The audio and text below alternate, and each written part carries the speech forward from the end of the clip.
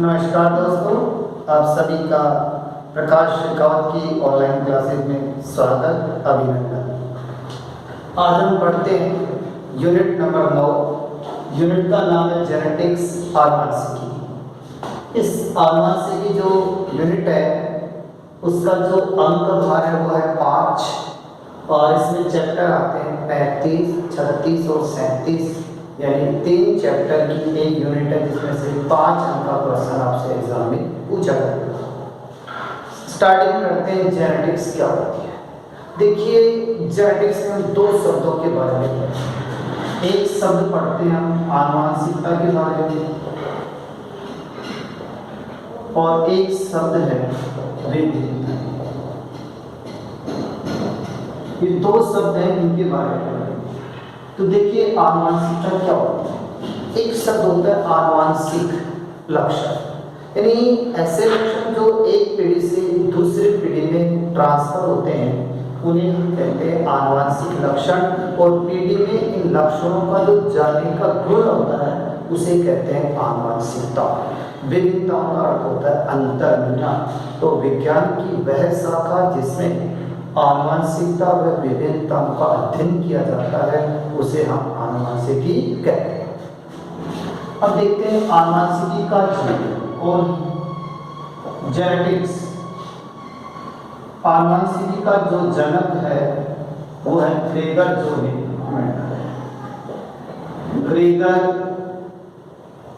जोहेन Mendel को आनुवंशिकी का जनक है। ग्रेगर नाम ही नहीं था, ग्रेगर इनको दी गई एक उपाधि है। यह उपाधि 1843 में दी गई। आधुनिक आनुवंशिकी का जनक मॉडर्न जेनेटिक्स फादर। आधुनिक आनुवंशिकी का जो जनक है वो कौन है? वो है डब्ल्यू बेट्सन। डब्ल्यू बेट्सन आधुनिक आनुवंशिकी का जनक क्यों है? क्योंकि इन्होंने जो जेनेटिक शब्द है ना वो किसने दिया? डब्ल्यू बेट्सन ने दिया। मेंडल साहब जब एक्सपेरिमेंट करते थे उस समय जीन शब्द नहीं था। याद रखना, जीन शब्द डीएनए का बना होता है। तो मेंडल ने जीन के स्थान पे कारक मतलब फैक्टर शब्द का यूज किया। जीन शब्द जो है वो दिया जोहानसन। जीन शब्द देने वाले कौन थे? जोहानसन। कृत्रिम जीन का संश्लेषण किसने किया? कृत्रिम जीन का संश्लेषण ये किया भारतीय मूल निवासी डॉक्टर हरगोविंद सिंह खुराना। हरगोविंद सिंह खुराना जिन्होंने अमेरिका में कृत्रिम जीन का संश्लेषण किया। आनुवंशिकी में जो सबसे ज्यादा जो प्रयोग है वो मक्खी पर, जिसको बोलते हैं फल मक्खी। फल मक्खी का जूलॉजिकल नेम है ड्रोसोफिला मेलानोगास्टर।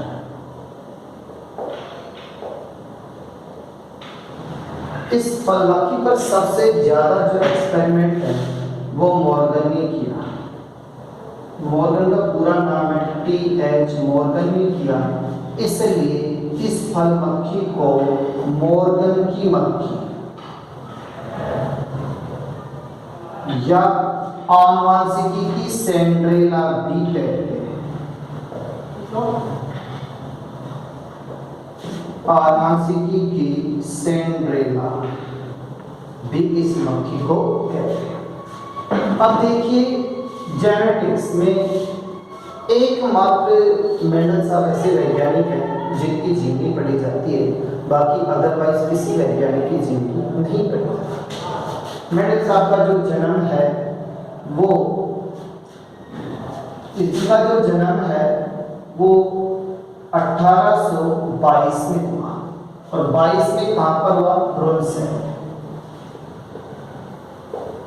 ये जो ब्रुन शहर है वर्तमान में चेकोस्लोवाकिया में पड़ता है। तो ये मेंडल साहब का क्या हुआ, जन्म होने के बाद में इन्होंने जो है स्नातक किया। स्नातक की जो डिग्री है वो एक तो गणित से और एक प्राकृतिक विज्ञान जिसको बोलते हैं नेचुरल साइंस। तो ये दो सब्जेक्ट है जिनसे उन्होंने बीएससी की। इनके स्नातक की जो अध्ययन होती है वो 1851 से 54 रही और यूनिवर्सिटी का नाम है वियना विश्वविद्यालय। तो वियना विश्वविद्यालय से इन्होंने स्नातक की डिग्री प्राप्त की। ये ब्रुन जो शहर है उसमें जो चर्च था उसमें चर्च में क्या थे, फादर बनने के पश्चात इन्होंने प्रयोग करना प्रारंभ कर दिया। तो प्रयोग अवधि क्या रही, एक्सपेरिमेंटल पीरियड क्या रहा, तो इनकी अवधि रही 1856 से 64।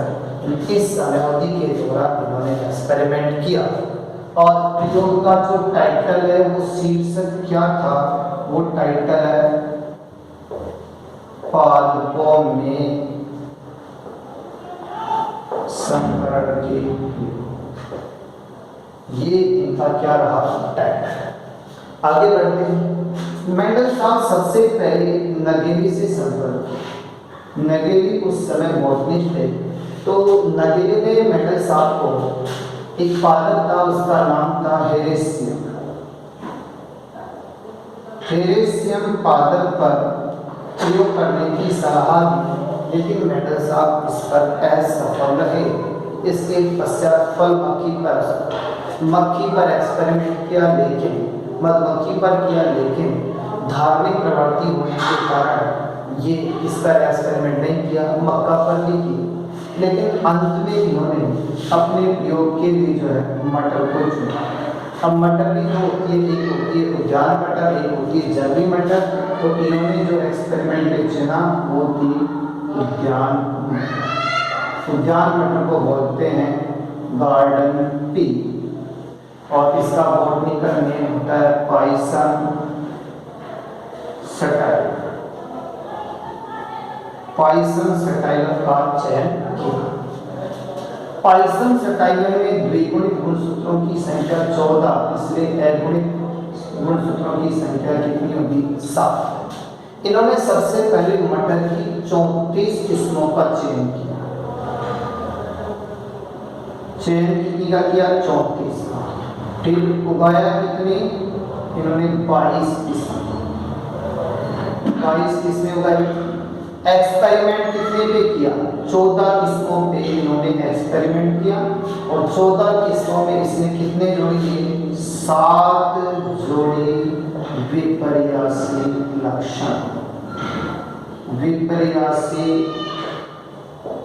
लक्षणों का चयन। इन्होंने 7 जोड़ी विपर्यासी लक्षणों का क्या किया, चयन किया और चयन करके इस उद्यान मटर के कार्यक्रम प्रारंभ कर। इन्होंने 64 तक के सारे एक्सपेरिमेंट किए। 64 के पश्चात इन्होंने 1865 में जो है अपने जितने भी एक्सपेरिमेंट किए थे उनके डेटा का संग्रहण, तो डेटा कलेक्शन का कार्य है,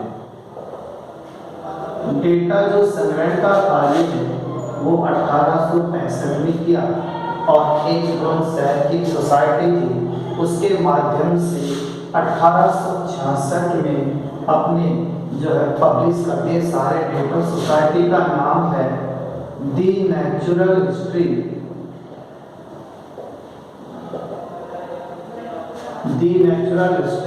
सोसाइटी ऑफ ब्रुन। तो ब्रुन सेल की जो सोसाइटी है इसके माध्यम से उन्होंने डेटा ओपन कर। फिर मेंडल साहब को एक प्रॉब्लम होगी वृक्ष शोथ का वृक्क का होता है किडनी, शोथ का होता है बीमारी, यानी किडनी में लंबी बीमारी होने के कारण 6 जनवरी 1882 में उनकी डेथ हो गई। इन्होंने जो उद्यान मटर का चयन किया था उसके कारण क्या थे, उद्यान मटर जो संरक्षण किया था उसके कारण क्यों चयन किया मटर, उसके 4 कारण अहम रहे। सबसे पहले मटर का पौधा छोटा होता है, इसलिए कम स्थान पर अधिक संख्या में उगाए जा सकते हैं। अगर बरगद का चयन कर लेता तो एक छोटे से स्थान में बरगद को नहीं उगाया जा सकता।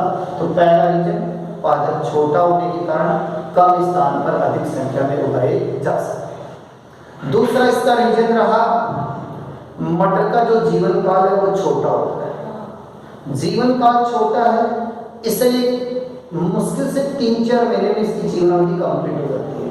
इसलिए कम समय में अधिक से अधिक पीढ़ियों का अध्ययन कर सकते हैं। जैसे हम 5 वर्ष में इसके लगभग 20 पीढ़ियों का अध्ययन कर सकते हैं। अगर इसके स्थान पे हम बरगद का चयन करते तो बरगद का जो जीवन काल लगभग 250 साल होता है और 250 साल में एक पादप के अध्ययन करने में उसकी कई पीढ़ियां लग जाती, तो ये इसका एक अहम कारण रहा।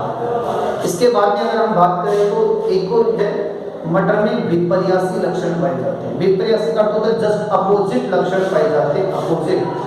एक और मटर में जो है एक तो पर परागण एवं स्वपरागण,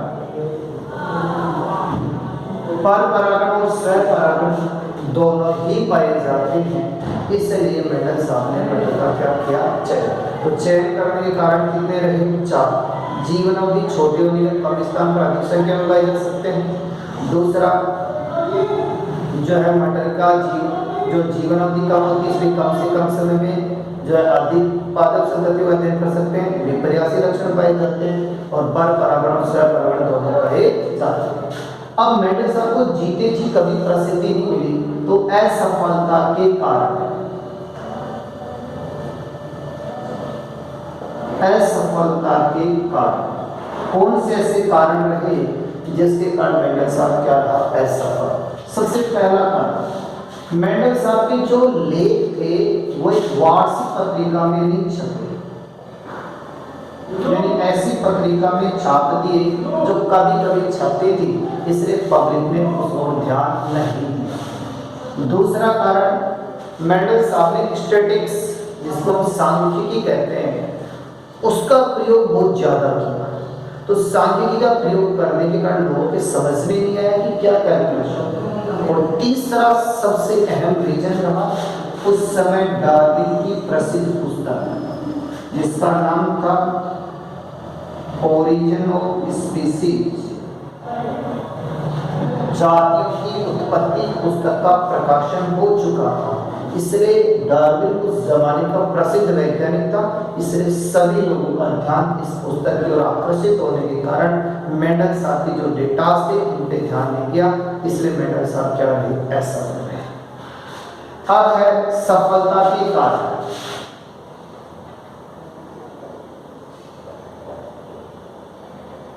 मेंडल साहब सफल क्यों हुए, इसका कारण मेंडल साहब ने एक बार में केवल एक जीन वंशानुगति का ध्यान दिया, यानी एक जीन का यूज किया, जिसके कारण वो सहलगनता से बच गए। कैसे बचे, आप जानते हो गुणसूत्र पर कौन व्यवस्थित होती है, प्रत्येक लक्षण के लिए अलग अलग जीनें होती हैं। तो उन्होंने एक बार में एक जीन वंशानुगति का चयन किया, इसलिए सहलगनता का झंझट उनके साथ में नहीं था।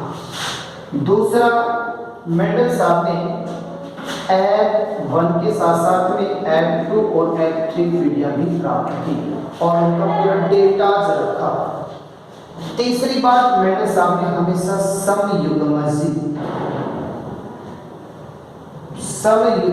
पादपों का ही चयन किया, इसलिए मेंडल साहब क्या रहा, सफलता के कितने कारण, 3, और असफलता के भी कारण कितने रहे, 3। मेंडल साहब की जो है लगभग 1882 में मृत्यु होने के पश्चात ये सारा जो सिस्टम था वो क्या हो गया, क्लोज हो गया। इसके बाद में 19वीं जो सदी के एंड में क्या हुआ, 3 वैज्ञानिक थे। पहला था पोलैंड का ह्यूगो डेविड, जर्मनी का था कार्ल लोरेंत्ज,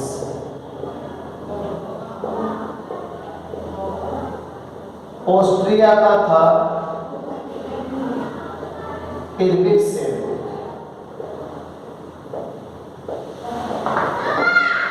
इन तीनों वैज्ञानिकों ने मटर पे एक्सपेरिमेंट किया और मटर पे एक्सपेरिमेंट करके अपने लेख जो है 1905 में पत्रिका थी, उसका नाम था फ्लोरा में छाप दी। इन्होंने इनको देखा गया कि जो ये आज बता रहे हैं वो कार्य मेंडल साहब बहुत पहले ही कर चुके हैं।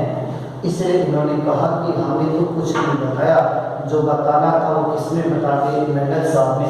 इसलिए तीनों वैज्ञानिकों के हो जाए मेंडल साहब के नियमों के पुनः खोजकर्ता के नाम से जाना जाता है।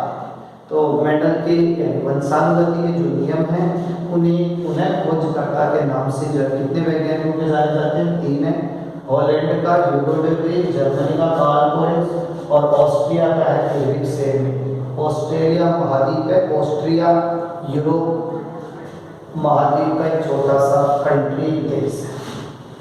तो ये तो मेंडल साहब के जनरल इंट्रोडक्शन से संबंधित रहा। अब हम बात करते हैं कि इस जो यूनिट है उसमें कुछ टर्मिनोलॉजी काम में आएगी।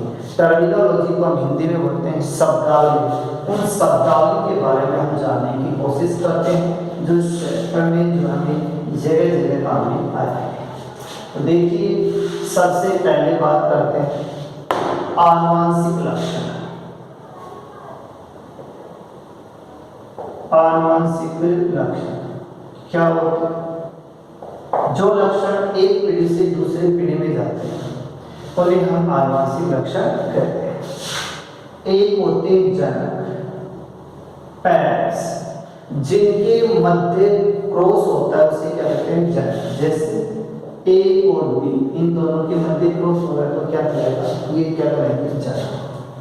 फिर होता है संतति, जिसको हम कहते हैं ऑफस्प्रिंग। संतति क्या होती है? जनक के मध्य क्रॉस होने पर जो नया उत्पन्न होता है, जैसे सी उत्पन्न हुआ, ए और बी के मध्य क्रॉस हुआ तो क्या उत्पन्न हुआ? सी।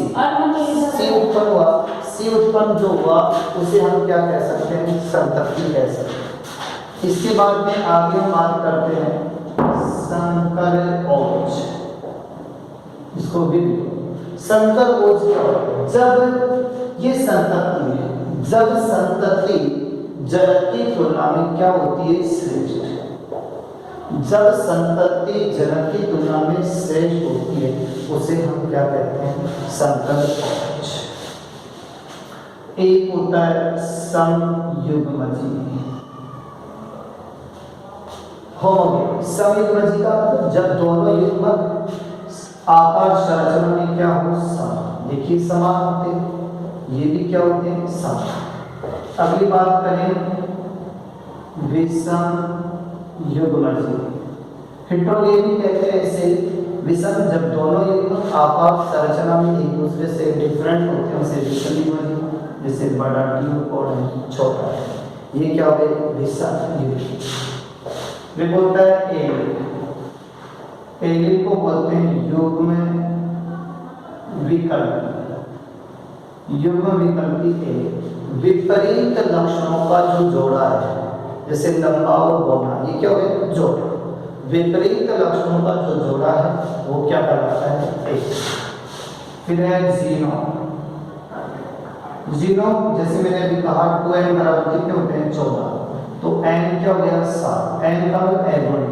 तो ये जो एगुणित गुणसूत्रों का जो सम होता है, किसी में जो एगुणित गुणसूत्र होते हैं ना वो क्या कहलाते हैं? जीनोम कहलाते हैं। फिर है लक्षण प्रारूप। लक्षण प्रारूप हम कहते हैं फिनोटाइप। फिनोटाइप देखिए लक्षणों को हमेशा बाहर से देखा जाता है। जैसे लंबा है, ये बौना है, उसकी जीनों को नहीं देखा जाता। तो इसमें बाहरी संरचना का अध्ययन करते हैं, बाहरी लक्षणों का अध्ययन करते हैं। एक होता है जीन प्रारूप, जिसको कहते हैं जीनोटाइप। जीनोटाइप जैसे कोई व्यक्ति लंबा है, ये जरूरी थोड़ी कि वो लंबा है, लेकिन उसमें होने के भी जीन हो सकते हैं। तो जीन प्रारूप में हमेशा जीनों को देखा जाता है और वो जीनें हमेशा इंटरनल रूप से होती हैं। तो आपको ये दोनों याद रखना, फिनोटाइप एंड जीनोटाइप। आगे जाकर के हम पीढ़ियों में जो है उनकी F1 पीढ़ी में, F2 पीढ़ी में, F3 पीढ़ी में उसका जो है जीनोटाइप एंड फिनोटाइप हम प्राप्त करें। तो इस प्रकार ये टर्म्स जो है, एक ध्यान रखना जीन शब्द बार बार आता है। जीन शब्द याद रखना किसका बना होता है, जीन जो बना होता है वो होता है किसका, डीएनए का। डीएनए क्या होता है, एक प्रकार का आनुवंशिक पदार्थ होता है। तो ये छोटी छोटी जो टर्म्स हैं जो हमारे इस चैप्टर में आए, इसमें दो परिभाषाएं और याद रखना, एक होता है प्रभावी लक्षण और एक होता है अप्रभावी लक्षण। प्रभावी लक्षण का मतलब ऐसे लक्षण जो अपना प्रभाव प्रकट करते हैं, जैसे लंबा है तो ये उसका लक्षण होता है प्रभावी लक्षण। जो पीढ़ी में लक्षण प्रकट हो जाते हैं वो प्रभावी, और जो लक्षण प्रकट नहीं होते हैं वो लक्षण कहलाते हैं अप्रभावी लक्षण। तो ये कुछ टर्म्स हैं जो इस यूनिट में हमारे काम में। अब आगे बात करते हैं, मेंडल साहब ने जो है अपने एक्सपेरिमेंट हेतु किसका चयन किया था, मटर का। मटर में जो है अपन ने पढ़ा कि कितनी जोड़ी लक्षणों का चयन किया, 7 जोड़ी विपर्यासी लक्षणों का चयन किया। तो वो 7 जोड़ी विपर्यासी लक्षण कौन कौन से हैं उनके बारे में अब हम स्टडी करते हैं। सबसे पहले देखिए हम यहाँ पे बनाते हैं सीरियल, ठीक है। यहाँ पे हम लेते हैं लक्षण, कौन सा लक्षण लेते हैं, फिर एक लक्षण दो भाग बनाते हैं, एक तो होता है प्रभावी लक्षण और एक होता है अप्रभावी लक्षण। तो इनके बारे में अब हम डिटेल से पढ़ेंगे। देखिए लक्षण कितने थे, 7। देखिए 7। सबसे पहले देखिए ये मान लीजिए मटर का पौधा है। इस मटर के पौधे में देखिए इसकी 2 बातें हैं। पहला लक्षण हो जाएगा पादप की लंबाई। पहला लक्षण ले लीजिए पादप की लंबाई। अब इसमें मटर का पौधा लंबाई में 2 हो सकते हैं, एक तो लंबा की हो सकता है, एक क्या हो सकता है, बोना। तो जो लंबा है वो तो प्रभावी लक्षण है, बोना कैसा है, ये गया लंबा और ये कौन सा हो गया, बोना। कितने लक्षण हुए, अब देखिए पादप की लंबाई हो गई। अब दूसरा लक्षण बात करते हैं इसके पुष्प का, पुष्प की स्थिति। अब इसमें पुष्प 2 जगह लग सकते हैं, या तो शीर्ष पे या साइड में। तो इसको तो बोलते हैं शीर्षस्थ, और साइड में जो लगते हैं उसे कहते हैं पार्श्व या कक्षस्थ। तो एक तो साइड में लगते हैं पौधे के शीर्ष में, तो ये तो प्रभावी है, ये कौन सा है, अप्रभावी। तो दूसरा लक्षण है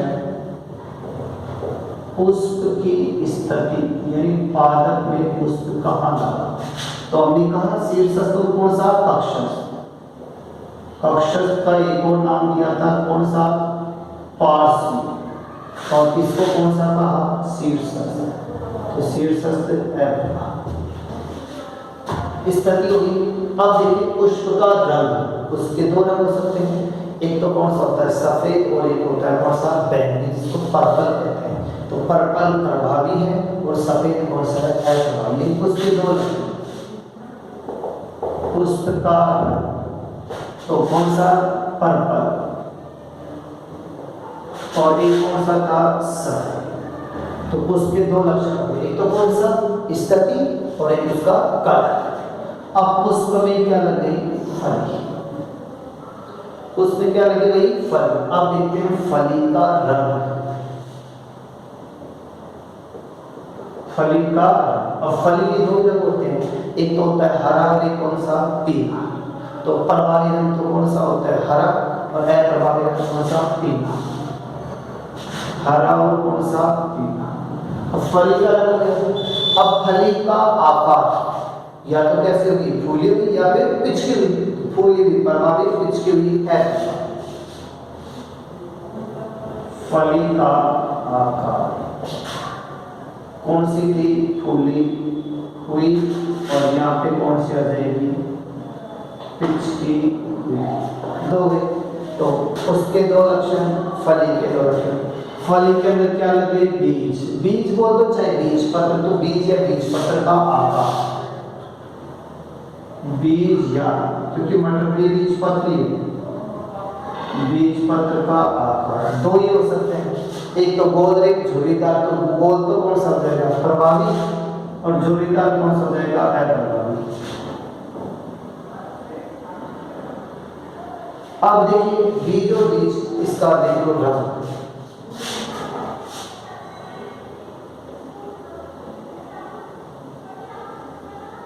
बीज पत्र का रंग वही दो है, हरे और कौन सा, पीला। तो प्रभावी रंग तो कौन सा हो जाएगा, पीला, और प्रभावी रंग कौन सा हो जाएगा, हरा। ये 7 जोड़ी प्रजाति लक्षण किसमें पाए जाते हैं, मटर में पाए जाते हैं। तो इनका अध्ययन मेंडल साहब ने किया। इसके आगे चलते हैं। अब इसमें मेंडल साहब ने क्रॉस करवाना स्टार्ट कर दिया। अब क्रॉस जो है और किस किस के मध्य कैसे करवाए उसके बारे में अब हम जानते हैं। देखिए सबसे पहले बात करते हैं क्रॉस में एकल संकर संकर। सबसे पहले बात करते हैं एकल संकर संकरण की, तो वो क्या होता है, एकल संकर संकर, जिसको मोनो हाइब्रिडाइजेशन कहते हैं।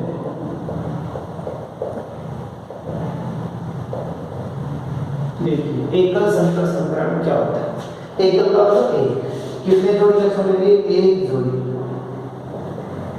एक जोड़ी विपर्यासी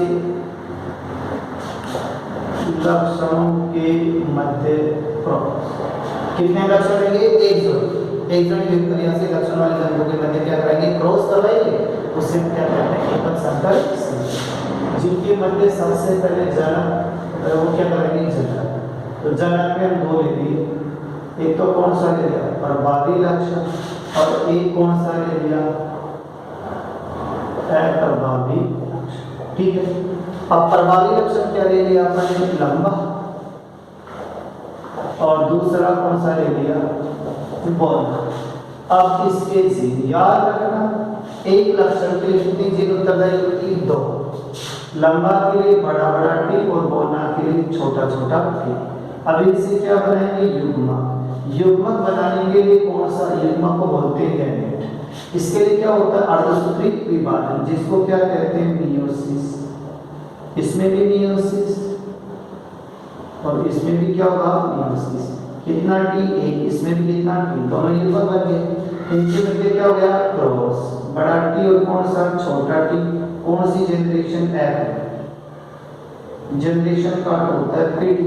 अब बड़ा टी और छोटा टी बताइए, समयुग्मजी या विषमयुग्मजी, विषमयुग्मजी लिखो है ना, तो इसको बोलेंगे विषम युग्मजी। तो याद रखना F1 पीढ़ी में जो भी संतति बनेगी वो हमेशा कैसी होगी, विषम युग्मजी होगी। एवं बड़ा टी और छोटा टी दोनों लक्षण आ रहे हैं, तो हमेशा याद रखना बड़ा टी प्रभावी और छोटे वाला अप्रभावी। तो F1 पीढ़ी के सभी पादप कैसे होंगे, लंबे होंगे। अब हम कौन सी पीढ़ी प्राप्त करेंगे, F2। अब F2 पीढ़ी प्राप्त करने के लिए क्या करना पड़ेगा, हमें स्वपरागण करवाना पड़ेगा, यानी उसका क्रॉस उसी के साथ। तो स्वपरागण करवाने के लिए डब्बे कितने बनाएंगे हम, 4। ये 4 डब्बे बना दिए। अब देखिए स्वपरागण का होता है उसका क्रॉस उसी के साथ। ये युग्मक थे, बड़ा टी और छोटा टी, ये भी गले ऐसे हैं। इस एक टी को इन दोनों से गुणा करो, इसको इन दोनों से, बड़ा टी और बड़ा टी, फिर बड़ा और छोटा, फिर बड़ा और छोटा, फिर छोटा और छोटा, बड़ा बड़ा टी। तो ये तो कैसा हो गया, कैसा हो गया, शुद्ध लंबा। दोनों बड़े हैं तो शुद्ध लंबी। एक बड़ा एक छोटा है तो कैसा हो जाएगा, अशुद्ध लंबा। हमेशा याद रखना अगर बड़ा अक्षर है तो वो प्रभावी होगा, ये भी कैसा होगा, अशुद्ध लंबा होगा। और ये कैसा होगा, शुद्ध कैसा, दोनों छोटे हैं तो क्या होगा, होगा। तो कितनी संततियां बनी, 4। अब हम बात करेंगे F2 पीढ़ी का लक्षण प्रारूप। लक्षण प्रारूप को हमने क्या कहा था, फिनोटाइप। फिनोटाइप याद कीजिए, फेनोटाइप में क्या होते हैं, लक्षण देखते हैं। अब लक्षण अंदर से देखते हैं बाहर से अब ये शुद्ध पता तो कब चलेगा जब अंदर से देखेंगे, जीनों को देखेंगे। तो यहाँ पे जीने को देखनी ही नहीं है, तो इसलिए लक्षण प्रारूप में दो ही बातें पढ़नी है आपको, एक तो कौन सा लंबा और एक कौन सा पढ़ना बोलना। 1 2 और 3, लंबे कितने हैं 3 और बोलना कितना है 1। तो याद रखना F2PD का लक्षण प्रारूप 3:1। अब निकालना है आपको F2PD का जीन प्रारूप क्या होता है।